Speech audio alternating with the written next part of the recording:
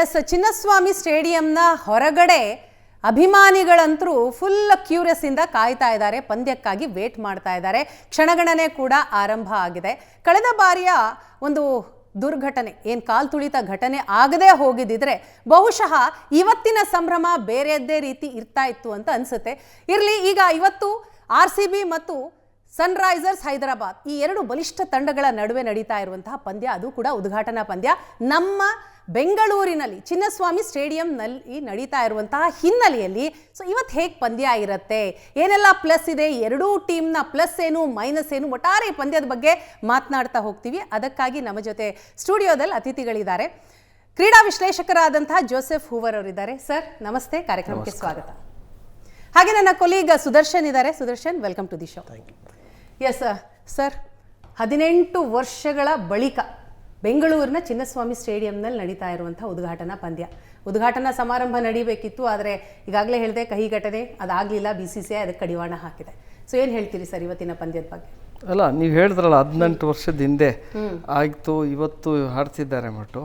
ಅವತ್ತು ನಾವು ಬ್ರೆಂಡನ್ ಮೆಕ್ಕಲ್ ಮಾಡಿದ್ರಲ್ಲ ಇನ್ನಿಂಗ್ಸ್ 150+, ಅದೇ ಥರ ಇವತ್ತು ಒಂದು ಆದರೆ ಭಾಳ ಚೆನ್ನಾಗಿರುತ್ತೆ. ಸೊ ಯೋಚಿಸೋಣ, ಯಾವುದೇ ಟೀಮ್ ಗೆದ್ರೂ ನಮಗೆ ನೋವಿಲ್ಲ, ಯಾರು ಗೆದ್ದರೂ ಡಸಂಟ್ ಮ್ಯಾಟರ್. ಬಟ್ ಒಳ್ಳೆ ಎಂಟರ್ಟೈನ್ಮೆಂಟ್ ಇರಬೇಕು, ಯಾಕಂದರೆ ಜನ ಎಲ್ಲ ಬಿಟ್ಟು ಮ್ಯಾಚ್ ನೋಡೋಕೆ ಬಂದಿದ್ದಾರೆ, ಅವ್ರ ಸ್ಟಾರ್ಸ್ನ ನೋಡೋಕೆ ಬಂದವ್ರೆ. 80% ಜನ ಬರೋದೇ ವಿರಾಟ್ ಕೊಹ್ಲಿಗೋಸ್ಕರ. ಸೊ ಅದು ಒಂದು ಮ್ಯಾಚ್ ಚೆನ್ನಾಗಿರಲಿ ಅಂದ್ಬಿಟ್ಟು ನಮ್ಮ ಇದು ಜಸ್ಟ್ ಹೋಪ್. ಬಟ್ ಏನಂದರೆ ಒಂದು ನಮಗೆ ನೋವಾಗೋದೇನೆಂದರೆ, ಈಗ 11 ಜನ ತಿರೋದ್ರು, ಯಾರೇ ಏನೇ ಅನ್ಬೋದು. ಬಟ್ ನಾವು ಮೊರಾಲಿಟಿ ಇಟ್ಕೊಂಡು ನೋಡಿದ್ರೆ ಅಷ್ಟು ಲೈಫ್ ಹೋಗಿದ ಮೇಲೆ ನಾವು ಅವ್ರನ್ನ ಹೇಗೆ ಟ್ರೀಟ್ ಮಾಡ್ತಿದ್ದೀವಿ. ಕೇವಲ ಒಂದು 11 ಸೀಟ್ನ ಖಾಲಿ ಇಟ್ಬಿಟ್ಟು ಅವ್ರ ಮೆಮರಿ ಅನ್ನೋದು ನೋವು ಬೇಕಾಗಿರಲಿಲ್ಲ ಅದು. ಆಮೇಲೆ ಅಲ್ಲೊಂದು ಇದು ಇಟ್ಟಿದ್ದಾರೆ, ಸ್ಟೋನ್ ಇಟ್ಟು ಉದ್ಘಾಟನೆ ಮಾಡಿದ್ದಾರೆ, ಇನ್ ಮೆಮರಿ ಅಂದ್ಬಿಟ್ಟು. ಈ ಥರ ನೀವು ನೋಡೋಕೆ ಹೋದರೆ ಎಷ್ಟೆಷ್ಟೋ ಪ್ಲೇಯರ್ಸ್ಗಳು ಹೋಗಿದ್ದಾರೆ, ಏನೇನೋ ಸ್ಥಿತಿಗಳದು. ಇದು ಇಮೋಷ್ನಲ್ ಇದು ಬೇಕಾಗಿಲ್ಲ ನಮ್ಗೆ, ಈ PR ಬೇಕಾಗಿಲ್ಲ. ನಮ್ಗೆ ಬೇಕಾಗಿರೋದು let that come clean from the heart. ಇದು ಯಾರಿಗೋ ಪ್ಲೀಸ್ ಮಾಡೋಕ್ಕೆ ಇದು ಮಾಡ್ತಿಲ್ಲ, ಬೇರೆ ಹೋಮಗಳು ಮಾಡಿಕೊಂಡು ಪೂಜೆ ಮಾಡ್ಕೊಂಡಿರೋದಿಲ್ಲ. You have to get to be practical. So ಅದು ಯಾಕೋ ನಮ್ಗೆ ಅದು ನೋಡಿದ್ರೆ ನಾನು ಹೇಳ್ತೀನಿ, ಯಾಕಂದರೆ ನಾವು ಕ್ರಿಕೆಟ್ ಅವ್ರು ಬೆಳ್ಕೊಂಬಂದವರು, ನೋಡ್ಕೊಂಬಂದಿದ್ದೀವಿ ಸಿಸ್ಟಮ್ ಆಗ್ಬಿಟ್ಟು. ಈಗ ಯಾಕೆ ನೋಡಿದ್ರೆ ಎಲ್ಲೋ ಒಂದು ಕಡೆ ನಾವು ಹಿಂಗೆ ಆಗ್ಬಿಡ್ತು, ಅದಕ್ಕೆ ನಾವು ಈ ಥರ ಎಲ್ಲ ಮಾಡ್ತಿದ್ದೀವಿ ಅಂದಾಗ ಎಲ್ಲೋ ಒಂದು ಕಡೆ ಅನಿಸ್ತದೆ ಇದು ಬೇಕಾಗಿರಲಿಲ್ಲ. ದಶಕಗಳಿಂದ ಕ್ರಿಕೆಟ್ ಬಗ್ಗೆ ತಾವು ಬರಿತಾ ಬರ್ತಾ ಇದ್ದೀರಿ, ಕ್ರಿಕೆಟ್ ಬಗ್ಗೆ ಆಳ ಆಗಲ ಎಲ್ಲವೂ ಕೂಡ ಗೊತ್ತು. ಸೊ ಈ ಹಿಂದೆ ಇಂತಹ ಘಟನೆಗಳಾದಂಥ ಸಂದರ್ಭದಲ್ಲಿ ಈ ರೀತಿಯ ಘಟನೆ ಆಗಿಲ್ಲ, ಆದರೆ ಆಗ ಹೇಗಿರ್ತಾ ಇತ್ತು ಪರಿಸ್ಥಿತಿ ಸರ್? ಅಲ್ಲ, ಅವಾಗ ನೋಡಿ ಏನೇ ಘಟನೆಗಳಾದ್ರೂ ಇಷ್ಟು ದೊಡ್ಡದಾಗಿ ಆಗ್ತಿರ್ಲಿಲ್ಲ. ಯಾವತ್ತು ಇಂಡಿಯನ್ ಸ್ಪೋರ್ಟ್ಸಲ್ಲಿ ಈ ಥರ ದೊಡ್ಡ ಘಟನೆಗಳಾಗಿಲ್ಲ. ಅಲ್ಲಿ ಕೋಲ್ಕತ್ತಾಲ್ಗೆ ಆಗಿದೆ, ಅಲ್ಲಿ ನಡೀತಾನೆ ಇರುತ್ತೆ. ಈಸ್ಟ್ ಬೆಂಗಾಲ್ ವರ್ಸಸ್ ಮೋಹನ್ ಬಗಾನ್ ಆದಾಗ ಮ್ಯಾಚ್ಗಳು ಆ ಥರ ಆಗುತ್ತೆ. ಅದು club cricket, IPL club cricket. ನಾವು ಯಾವತ್ತೂ ತಿಳ್ಕೊಬೇಕು, ಇದು ಕ್ಲಬ್ ಕ್ರಿಕೆಟ್ ಆಡ್ತಿರೋದು, ಸ್ಟೇಟ್ ಅಲ್ಲ, ನ್ಯಾಷನಲ್ ಅಲ್ಲ, ಇಂಟರ್ನ್ಯಾಷನಲ್ ಅಲ್ಲ. ಇಂಟರ್ನ್ಯಾಷನಲ್ ಪ್ಲೇಯರ್ಸ್ ಬಂದು ಒಂದು ಕ್ಲಬ್ಗೆ ಆಡ್ತಿದ್ದಾರೆ, ಇದು ದೊಡ್ಡ ವಿಷಯ. ಸೊ ನೋಡ್ಕೊಂಬರ್ಬೇಕಂದ್ರೆ ಅನಿಸ್ತದೆ ಈ ಕ್ರಿಕೆಟ್ ಇಷ್ಟು ಬೆಳ್ಕೊಂಡು ಹೋಗಿದೆಯಲ್ಲ. ಈಗ ನೋಡಿ RCB ತೊಗೊಂಡಿರೋದು 450 crore, ಈಗ 16,700 ಕೋಟಿಗೆ ಹೋಗಿದೆ ಅಂದರೆ ಅದು ಬೆಳ್ಕೊಂಡು ಬಂದಿದೆ, ದುಡ್ಡು ಬಂದಿದೆ ಸ್ಪೋರ್ಟ್ ಒಳಗೆ. ಬಟ್ ಸ್ಪೋರ್ಟಿಗೆ ಏನಾಗಿದೆ, sport is become more commercial ಆಗಿಬಿಟ್ಟು ಇವತ್ತು ಕ್ರಿಕೆಟ್ ಆಡ್ತಿರೋದು ಏನೋ ಇಟ್ ಇಸ್ ನಾಟ್ ಕೋಳಿ ಆಡ್ದಂಗೆ ಆಡ್ತಿಲ್ಲ ಜನ. ಇವತ್ತು ಕೋಳಿ ಆಡಿ ತೋರಿಸ್ತಾರೆ, ಏನು ನೀವೇನು ಬೇರೆ ಬೇರೆ ಶಾಟ್ಗಳು ಹೊಡಿಬೇಕಾಗಿಲ್ಲ, ಕ್ರಿಕೆಟಿಂಗ್ ಶಾಟ್ಸೇ ಆಡ್ಬೋದು, ಇದು ಆಡ್ಬೋದು. ಬಟ್ ಇವತ್ತು ನೋಡಿದ್ರೆ ನೀವು ಬರೋರೆಲ್ಲ ಬೇರೆ ಬೇರೆ ಥರ ಆಡೋದು, ಸ್ಕೂಪು ಇದೇನೋ ಕ್ರಿಕೆಟ್ಗಳು ಹಾಕೊಂಡು ಬರ್ತಿದ್ದಾರೆ. ಸೊ ಎಲ್ಲೋ ಒಂದು ಕಡೆ ನೋಡಿದ್ರೆ ನಿಮಗೆ ಈ ಟ್ರೆಂಡ್ ಹೇಗೆ ಬರ್ತಿದೆ ಅಂದರೆ, ನೆಕ್ಸ್ಟ್ ಜನ್ರೇಷನ್ಸ್ಗೆ ಈ T20 ಉಳ್ಕೊಳ್ಳಲ್ಲ, ಶಾರ್ಟ್ಕಟ್ T10 ಬಂದ್ಬಿಟ್ಟಿದೆ ಆಲ್ರೆಡಿ. ICC ನಡೆಸ್ತಾರೆ ದುಬೈ ಒಳಗೆ. ಸೊ ಅದು ಬಂದ್ಬಿಡುತ್ತೆ ವೆರಿ ಸೂನ್. ಸೊ ಅವಾಗ ಆ ಕ್ರಿಕೆಟ್ ಹೆಂಗಿರುತ್ತೋ ದೇವ್ರಿಗೆ ಗೊತ್ತು. ಯಾಕಂದರೆ ನಾವು ಟೆಸ್ಟ್ ಕ್ರಿಕೆಟ್ ನೋಡ್ಕೊಂಬಂದವ್ರು, we are old school cricket. Test cricket ನೋಡ್ಕೊಂಬಂದ್ವಿ, ರಂಜಿ ಟ್ರೋಫಿ ಕೂತ್ಕೊಂಡು ಮ್ಯಾಚ್ ನೋಡ್ತಿದ್ವಿ. ಆಗ್ಲೂ ಆ ಮಜಾ ಈಗ ಬರಲ್ಲ ಸರ್, ಏನೇ ಹೇಳಿದ್ರು ಕೂಡ ನಿಜ. ಟೆಸ್ಟ್ ಈಗಲೂ ಕೂಡ ಟೆಸ್ಟ್ ನೋಡುವಂತಹ ಒಂದು ಮನಸ್ಥಿತಿ ಬೇರೆ, ಆ ಒಂದು ಅದರಲ್ಲಿ ನಾವು ನೋಡುವಂತಹ ಪ್ಯಾಟರ್ನ್ ಬೇರೆ. ಅಲ್ಲ, ಒಂದೇನಂದ್ರೆ ಟೆಸ್ಟ್ ಒಳಗೆ ನಾವು ನೋಡ್ಬೇಕಾದ್ರೆ ಈಗಲೂ ನಮ್ಗೆ ಜ್ಞಾಪಕ ಇದೆ. ಕರೆಕ್ಟ್. 40 years ಬ್ಯಾಕ್ ಏನಾಯಿತು ಅಂದ್ಬಿಟ್ಟು. ಈ ಮ್ಯಾಚ್ಗಳೆಲ್ಲ ನಾಳೆ ನಿನ್ನೆ ಏನಾಗಿದೆ ಮರ್ತ್ಬಿಡ್ತೀವಿ, ಯಾಕಂದ್ರೆ ಇಷ್ಟು ನಡೀತಿದೆ. ಆಮೇಲೆ ಇವತ್ತು ಇಟ್ ಇಸ್ ರಿಲೆಂಟ್ಲೆಸ್ ಕ್ರಿಕೆಟು.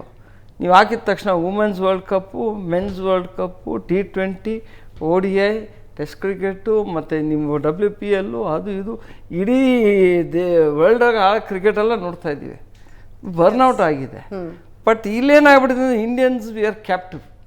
ನಮ್ಮಿಂದನೇ ಇಷ್ಟೆಲ್ಲ TRP ಬರೋದ್ರಿಂದ ಇಷ್ಟು ದುಡ್ಡು ಬರ್ತಿರೋದು. ಎಲ್ಲ ಒಂದು ಕ್ರೇಜ್ ಎಷ್ಟಿದೆ ಅನ್ನೋದು ಇದರಿಂದ ಗೊತ್ತಾಗುತ್ತೆ. ಸುದರ್ಶನ್, ಇವತ್ತಿನ 2 ಬಲಿಷ್ಠ ತಂಡಗಳ ಒಂದು ಪಂದ್ಯ, ಉದ್ಘಾಟನಾ ಪಂದ್ಯ, ಏನು ನಿರೀಕ್ಷೆ ಮಾಡಬಹುದು? ವೀಣಾ, ಫಸ್ಟ್ ಆ್ಯಂಡ್ ಫಾರ್ಮೋಸ್ಟ್ ನಾವು ಇವತ್ತಿನ ಮ್ಯಾಚ್ ಬಗ್ಗೆ ಮಾತಾಡೋಕ್ಕಿಂತ ಮುಂಚೆ ತುಂಬಾ ದಿನಗಳಾದ್ಮೇಲೆ ಚಿನ್ನಸ್ವಾಮಿ ಸ್ಟೇಡಿಯಂ ಅಲ್ಲಿ high profile high performance match ನಡೀತಾ ಇರೋದು. ಸೊ ಇದನ್ನ ವಾಪಸ್ ತಂದಿರೋರ್ಗೊಂದು ಹ್ಯಾಟ್ಸ್ ಆಫ್ ಹೇಳಲೇಬೇಕು. ಯಾಕಂದ್ರೆ IPL ತಂದಿದ್ದಾರೆ ಅನ್ನೋ ಕಾರಣಕ್ಕಲ್ಲ, ಕ್ರಿಕೆಟ್ ವಾಪಸ್ ಬಂದಿದೆ.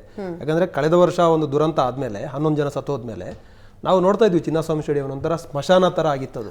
ಅಲ್ಲಿ ರಣಜಿ ಮ್ಯಾಚ್ಗಳು ನಡೀತಾ ಇರಲಿಲ್ಲ, T20 ವರ್ಲ್ಡ್ ಕಪ್ ಮ್ಯಾಚಸ್ ನಡೆದಿಲ್ಲ, ವುಮೆನ್ ವರ್ಲ್ಡ್ ಕಪ್ ಮ್ಯಾಚ್ ನಮಗೆ ಅಲೌಟ್ ಆಗಿದ್ದು ಬೇರೆ ಸ್ಟೇಡಿಯಂಗೆ ಹೋಯಿತು. ಸೊ ಕ್ರಿಕೆಟ್ ವಾಪಸ್ ಹೋಗ್ತಾ ಇತ್ತು. ಸೊ ಈ ವೆಂಕಟೇಶ್ ಪ್ರಸಾದ್ ಅಂಡ್ ಟೀಮ್ ಅವ್ರು ಏನು ಮಾಡಿದ್ರು, ಎಲೆಕ್ಷನ್ ಟೈಮಲ್ಲಿ ನಾವು IPL ಅನ್ನು ವಾಪಸ್ ತರ್ತೀವಿ ಅಂತ ಮಾತು ಕೊಟ್ಟರು. ಆ ಮಾತಿಗೆ ಪ್ರಕಾರ ನಡ್ಕೊಂಡ್ರು. ಸೊ ಅವ್ರಿಗೊಂದು ಹ್ಯಾಟ್ಸ್ ಆಫ್ ಹೇಳಲೇಬೇಕು. ಕ್ರಿಕೆಟ್ ಅಧ್ಯಕ್ಷರಾದ ನಂತರ ಮೊದಲಿಗೆ ಪ್ರೆಸ್ ಮೀಟ್ ಮಾಡಿ ಹೇಳಿದ್ದೆ ಅದನ್ನ. ಯಾಕಂದ್ರೆ ಅವ್ರ ಮೇಲೆ ಪ್ರೆಷರ್ ಇತ್ತು. ಅವರು ಪದೇ ಪದೇ ನಾವು ಕ್ರಿಕೆಟ್ ಅನ್ನು ವಾಪಸ್ ತರ್ತೀವಿ, ಇವರು ಕ್ರಿಕೆಟ್ ಹಾಳಾಯ್ತು ಇವರಿಂದ ಅಂತ ಪ್ರೀವಿಯಸ್ ಕಮಿಟಿ ಮೇಲೆ ಆರೋಪ ಮಾಡ್ತಾ ಅವರು ಕ್ರಿಕೆಟ್ ಅನ್ನು ವಾಪಸ್ ತರ್ತೀವಿ ಅಂತ ಹೇಳಿದ್ರು. ತಂದಿದ್ದಾರೆ. ಸೊ ಅದೊಂದು ಒಳ್ಳೆ ಗುಡ್ ಸೈನ್ ಅಂತ ಹೇಳ್ಬೋದು. ಕಮಿಂಗ್ ಬ್ಯಾಕ್ ಟು ಇವತ್ತಿನ ಮ್ಯಾಚು, ಇಬ್ರಿಗೂ ಈಕ್ವಲ್ ಟೀಮ್ ತರ ಅನಿಸ್ತಾ ಇದೆ. ಯಾಕಂದ್ರೆ ಎರಡು ಬ್ಯಾಟಿಂಗ್ ಹೆವಿ ವೇಟ್ ಟೀಮ್ಗಳು. ನಮ್ಮಲ್ಲಿ Virat Kohli, Phil Salt, Jacob Bethell, Rajat Patidar ಹೇಗೆ ಸ್ಟಾರ್ಗಳಿದ್ದಾರೋ ಆ ಟೀಮಲ್ಲೂ ಹೆಡ್ ಟು ಹೆಡ್ ಹಂಗೆ ಇದ್ದಾರೆ. ಟ್ರಾವಿಸ್ ಹೆಡ್ ಇದ್ದಾರೆ, Abhishek Sharma, Ishan Kishan, Heinrich Klaasen. So batting ಯಾರು ಡಾಮಿನೇಟ್ ಮಾಡ್ತಾರೆ ಇವತ್ತು. 200 ಹೊಡೆದ್ರೂ ಚಿನ್ನಸ್ವಾಮಿನಲ್ಲಿ ಸೇಫ್ ಅಲ್ಲ. ಸೊ ಹೀಗಿರುವಾಗ ಪ್ರೆಷರನ್ನು ಯಾರು ಹ್ಯಾಂಡಲ್ ಮಾಡ್ತಾರೆ, ಬ್ಯಾಟಿಂಗಲ್ಲಿ ಯಾರು ಡಾಮಿನೇಟ್ ಮಾಡ್ತಾರೆ, ಅವರಿಗೆ ಗೆಲ್ಲುವಂಥ ಅವಕಾಶ ಜಾಸ್ತಿ ಅಂತ ಹೇಳ್ಬೋದು. ಆದರೆ ಒಂದು RCBಗೆ ಇರುವಂಥ ಒಂದು ಅಡ್ವಾಂಟೇಜು, ಆಲ್ರೌಂಡರ್ಸ್ ಜಾಸ್ತಿ ಇರೋದು ನಮ್ಮ ಟೀಮಲ್ಲಿ ಈ ಸಲ RCB ಟೀಮಲ್ಲಿ. ಸೊ ಎಲ್ಲೋ ಒಂದು ಕಡೆ ಅದು ಪ್ಲಸ್ ಆಗ್ಬೋದು ಅಂತ ಅನ್ಸುತ್ತೆ. ಹೋಮ್ ಪಿಚ್ ಬೇರೆ. ಹೋಮ್ ಪಿಚ್ಚು ಚಿನ್ನಸ್ವಾಮಿನಲ್ಲಿ ನಾವು ಲಾಸ್ಟ್ ಸೀಸನ್ ಅಲ್ಲಿ ನೋಡಿದ್ರೆ ಜಾಸ್ತಿ ಮ್ಯಾಚ್ಗಳನ್ನ ನಾವು ಸೋತಿರೋದೇ ಚಿನ್ನಸ್ವಾಮಿನಲ್ಲಿ. ಹೊರಗಡೆ ಹೋಗಿ ಗೆದ್ದು ಪ್ಲೇ ಆಫ್ಗೆ ಹೋಗಿ ಫೈನಲ್ಗೆ ಹೋಗಿ ಗೆದ್ದಿರೋದು. ಸೊ ಆ ಅಡ್ವಾಂಟೇಜ್ ನನಗೆ ಯಾಕೋ ಇದೆ ಅಂತ ಅನಿಸ್ತಾ ಇಲ್ಲ. ಬಟ್ ಟಾಸ್ ತುಂಬ ಕ್ರೂಷಿಯಲ್ ಆಗುತ್ತೆ. ನಾವು ಟ್ರೆಡಿಷನಲಿ ನೋಡಿದ್ರೆ ಚಿನ್ನಸ್ವಾಮಿನಲ್ಲಿ ಚೇಸ್ ಮಾಡಿದವ್ರಿಗೆ ಗೆಲ್ಲುವಂಥ ಒಂದು ಸಂಪ್ರದಾಯ ಇರೋದ್ರಿಂದ ಸೊ ಟಾಸ್ ತುಂಬ ಕ್ರೂಷಿಯಲ್ ಆಗ್ಬೋದು. ಒಂದು ವೇಳೆ ಟಾಸ್ ಸೋತ್ರೆ ಕನಿಷ್ಠ 200 ರನ್ ಬೇಕೇ ಬೇಕು. ಇಲ್ಲ ಅಂದ್ರೆ ಡಿಫೆಂಡ್ ಮಾಡ್ಕೊಳ್ಳೋದು ತುಂಬಾ ಕಷ್ಟ, ಬೌಂಡ್ರೀಸ್ ಸ್ಮಾಲ್ ಇರೋದ್ರಿಂದ. ಅಭಿಷೇಕ್ ಶರ್ಮಾ ಪ್ರೆಸ್ ಮೀಟ್ ಅಲ್ಲೇ ಹೇಳ್ಬಿಟ್ರು, ನಾವು ಈ ಸರಿ 300+ ಹೊಡೆಯುವಂತ ಒಂದು ಟಾರ್ಗೆಟ್ ಇದೆ ಅಂತ ಹೇಳಿದ್ದಾರೆ. ಯಾಕಂದ್ರೆ ಲಾಸ್ಟ್ ಸೀಸನ್ ಅಲ್ಲಿ ಅವರು 3 ಸಲ 250+ ಹೊಡೆದಿದ್ದಾರೆ. So most destructive opening pair ಅದು ಇಡೀ IPL ಅಲ್ಲಿ, Travis Head and Abhishek Sharma. So ಅವ್ರೇನಾದ್ರೂ ಕಚ್ಕೊಂಡು ಬಿಟ್ರೆ ಅವ್ರನ್ನ ತಡೆಯೋದು ಕಷ್ಟ. ಸ್ಮಾಲ್ ಬೌಂಡ್ರೀಸ್ಗಳಲ್ಲಿ ನೀವು ಒಂದು ಬಾಲ್ ಎಡ್ಜ್ ಆಗಿದ್ದ ಬಾಲ್ ಮಿಸ್ ಹಿಟ್ ಬಾಲ್ನು ಸಿಕ್ಸರ್ ಹೋಗುತ್ತೆ. ಸೊ ಇಂಥ ಸಂದರ್ಭದಲ್ಲಿ ನೀವು 250 ಹೊಡೆಯೋದೇನು ದೊಡ್ಡ ವಿಚಾರನೇ ಅಲ್ಲ ಇಂಥ ಗ್ರೌಂಡಲ್ಲಿ. ಈ ಗ್ರೌಂಡ್ ಇರ್ಬೋದು, ವಾಂಖೇಡೆ ಇರ್ಬೋದು, ಹೈ ಸ್ಕೋರಿಂಗ್ ಮ್ಯಾಚ್ಗಳು ಇರೋದ್ರಿಂದ ಇವತ್ತು ಅಷ್ಟೇ ಒಂದು ದೊಡ್ಡ ಹೈ ಸ್ಕೋರಿಂಗ್ ಮ್ಯಾಚ್ ಅನ್ನು ಎಕ್ಸ್ಪೆಕ್ಟ್ ಮಾಡ್ಬೋದು ಅಂತ ಅನ್ಸುತ್ತೆ. ಸರ್, ತಾವು ಹೇಗೆ ನೋಡ್ತೀರಿ ಟಾಸ್ನ ಎಷ್ಟು ಕ್ರೂಷಿಯಲ್ ಆಗಿರುತ್ತೆ ಅಂತ?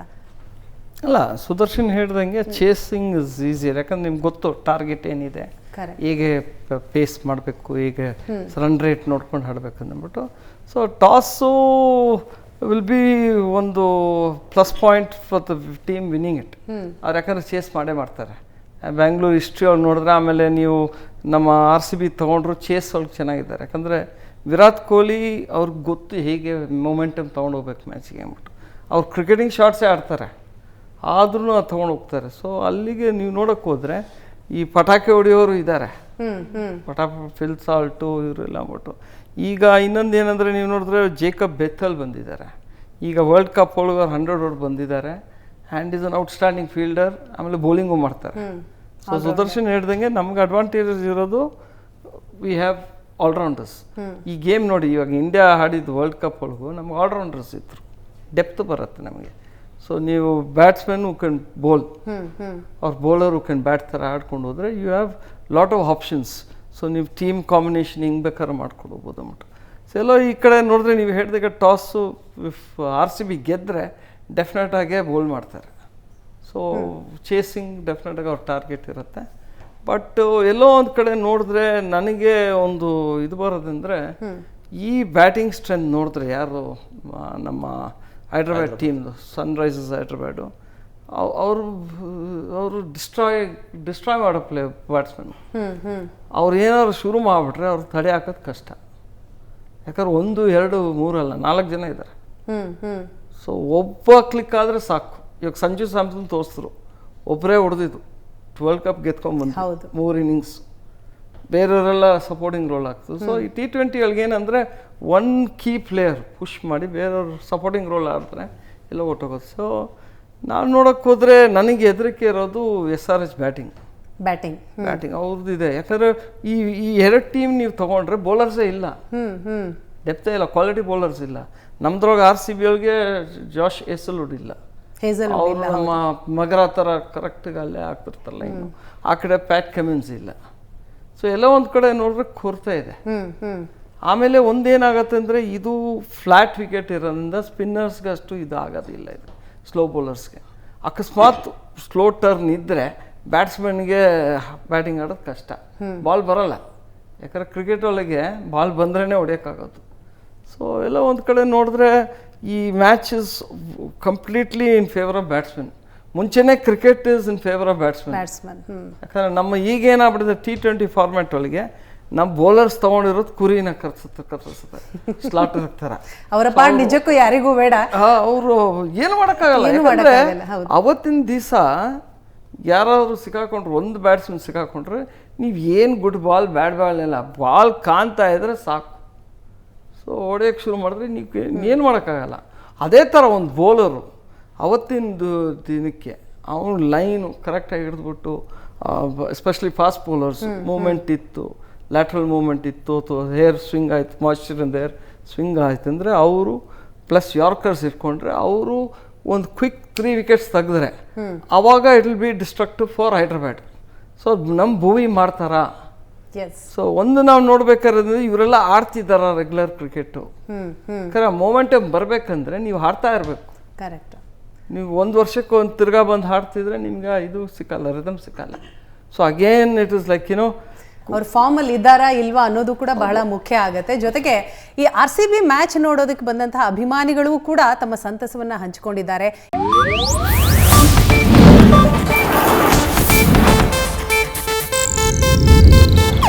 ಇದು ಏಷ್ಯಾನೆಟ್ ನ್ಯೂಸ್ ನೆಟ್ವರ್ಕ್ ಪ್ರಸ್ತುತಿ.